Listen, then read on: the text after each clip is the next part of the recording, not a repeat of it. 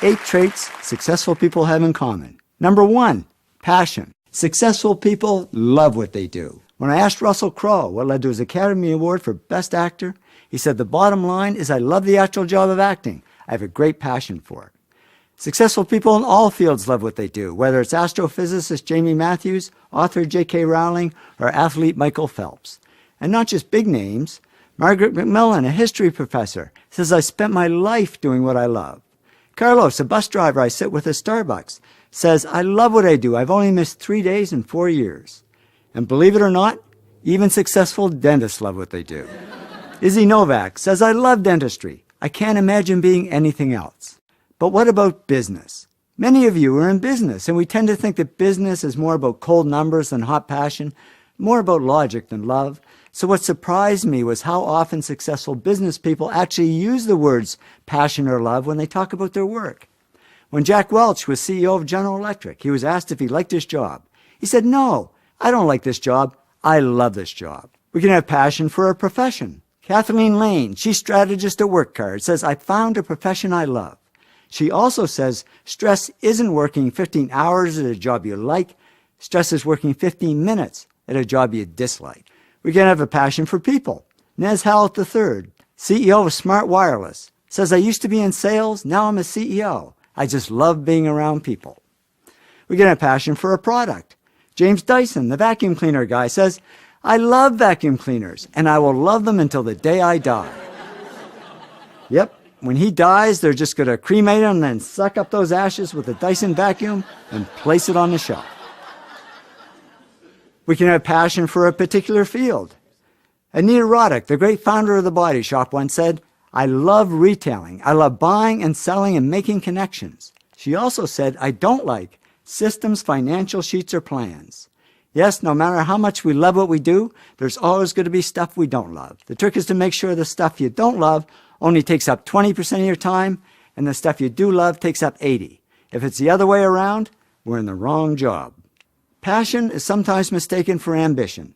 People call Donald Trump ambitious, but he says, I'm not ambitious. I just love what I do. And if you love what you do a lot of stuff. And then people say, oh, you're ambitious.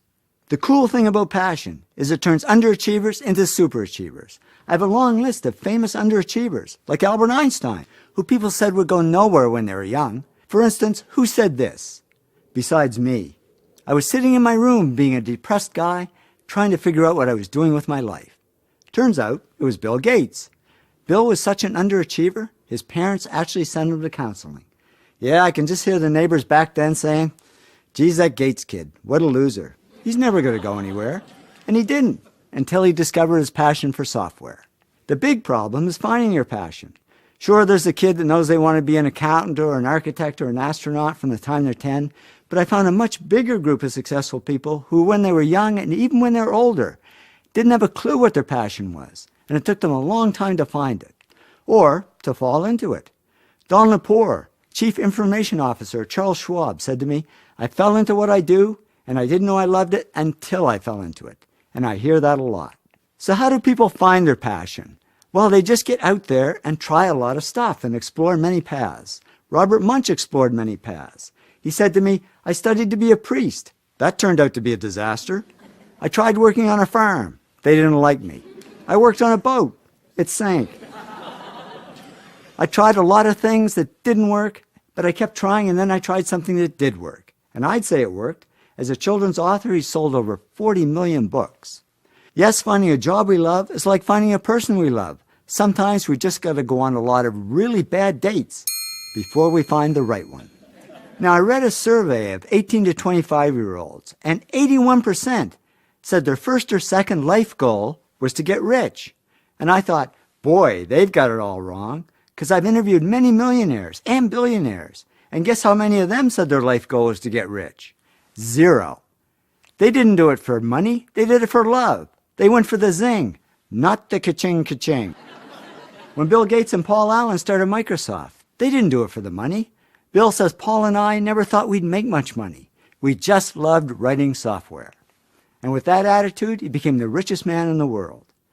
J.K. Rowling didn't write Harry Potter books for the money. She said, I love writing these books. I just wanted to make enough money to continue to write. And with that attitude, she became a billionaire. I became a millionaire by following my heart, not my wallet, and a number of times I walked away from great-paying jobs to do poor-paying jobs I love better. Once is when I had a great job traveling the world, making a lot of money, but I wasn't doing the one thing I loved at the time, which is photography. So I said, I think I'll leave and start my own little photo company. My heart said, yeah, go for it. My wallet and all my friends, I might add, said, are you crazy? You can't walk away from all the money. You'll starve. I didn't listen to them. I walked away. And yeah, at first there wasn't much money. But it didn't matter because I was having fun doing what I loved.